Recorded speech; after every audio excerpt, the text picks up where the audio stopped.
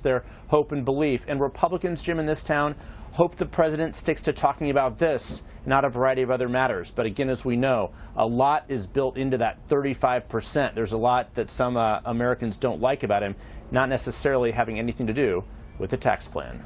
Jim? Jeff Zeleny at the White House, thanks very much. Out front now, Douglas Holtz-Eakin. He's the former director of the Congressional Budget Office. I should mention he supports this tax bill. And Robert Reich, he's former U.S. Labor Secretary under President Clinton. His new movie, Saving Capitalism, is on Netflix now. He is opposed to this bill. Doug, if I could begin with you.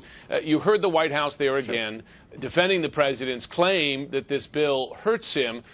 But a couple of facts here. Forbes is estimating that the president himself could benefit to the tune of $11 million based on the most recent tax return we have seen, of course, from 2005. We don't have the whole picture here. How do you respond to that? It's hard to imagine this doesn't help him personally. I mean, the only story you can tell is one where he has such enormous tax losses from past losses on his business that he has no taxable income on his pass-through part, and he's not making that much at the White House, and he's donating most of it to charity. But it's a pretty implausible story, and as you said, if we had his tax returns, we'd know the facts. We don't, but it seems really unlikely to me.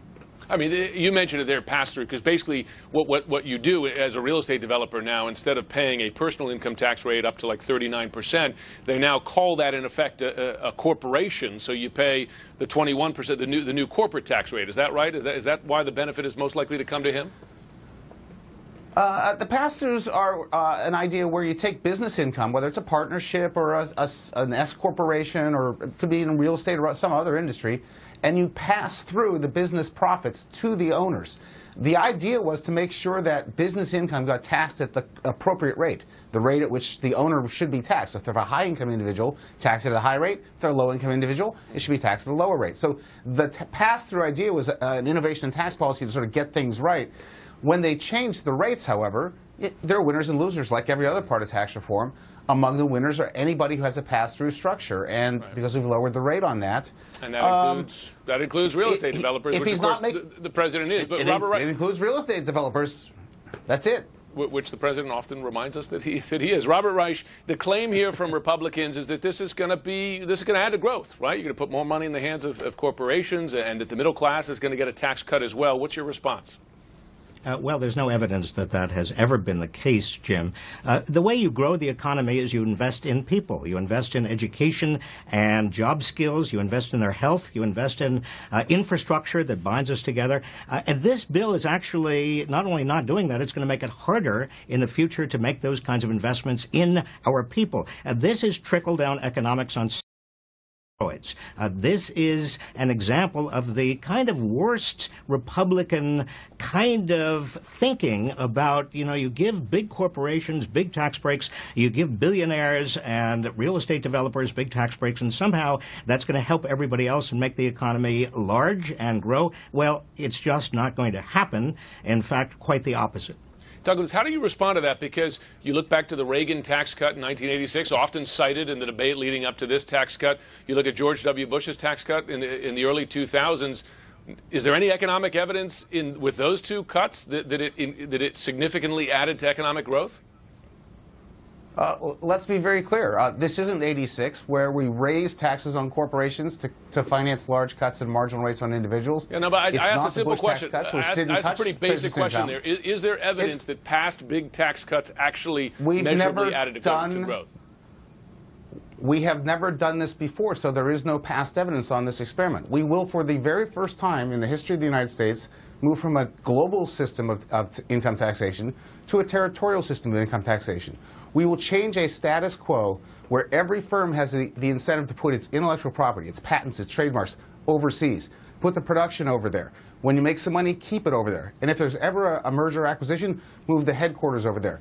The fundamental importance of this bill is the reforms to those tax incentives, so that the incentive is now to locate in the U.S., innovate in the U.S., hire and pay better in the U.S. And that's not been tried before. So you can't say this isn't 86. There's no evidence from those episodes. It would help if you could cite a previous tax cut that measurably added to economic growth. I mean, that's really the essential question. It's not about the tax cuts. It's not about the tax cuts. It is about the reforms. Doug, if it's not finish, about the tax cuts, wait, can I just wait? Let's give Rob a chance to answer, because if it's not about the tax cuts, what is it actually, Doug? I mean, what is going on here? This is the biggest tax cut I have seen in living memory. If it's not about the tax cuts, what is your view of what this is about? This is about tax reform of business taxation in the United States, beginning with the C corporations, so that we no longer have the status quo that drives economic activity outside of the United States, but instead puts it here. So this and the process, can I finish? You asked the question. In the process, there's incentives for the accumulation of capital. We know the shortest route to productivity and higher wages is higher capital per worker. That's what this is about. And the pass-through provisions are meant to level the playing field between pass-throughs and C corporations, which is just good tax policy. Let me ask you this, Robert, because this gets to one of those points which I think Douglas is referring to. A lot of U.S. companies, because of the current tax structure, they've hid their profits. I mean, Apple to the tune of tens of billions of dollars overseas. There is a provision in this tax bill to bring some of that back at a reduced rate. Is that a benefit of this plan that you recognize?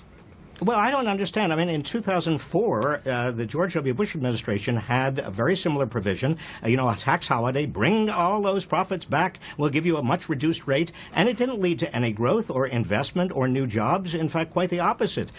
We have had a precursor for this, and it shows that there is absolutely no positive outcome. We're going to have a $1.5 trillion addition to the debt. We are also going to have 13 million people who lose their health insurance. What is good about this when we're giving huge tax breaks to the people at the top and huge tax breaks to big corporations? At least most of the American public knows what's going on here. Folks, we're going to have to leave it there. Just to be clear, it's complicated. And hopefully, one short final word, because in fairness, one short final word, Douglas. Yeah, this isn't a tax holiday. You have to pay the tax on your earnings overseas, whether you pay it back or not. And the litmus test of this bill's success will be, does the money come back? I admit that. If it doesn't come back, then this reform will not have worked. But we expect that it will. No, the litmus test is whether this actually leads to growth. And it helps most Americans, and it doesn't. I agree. And it won't. I agree with you on that. Well, that'll be the test.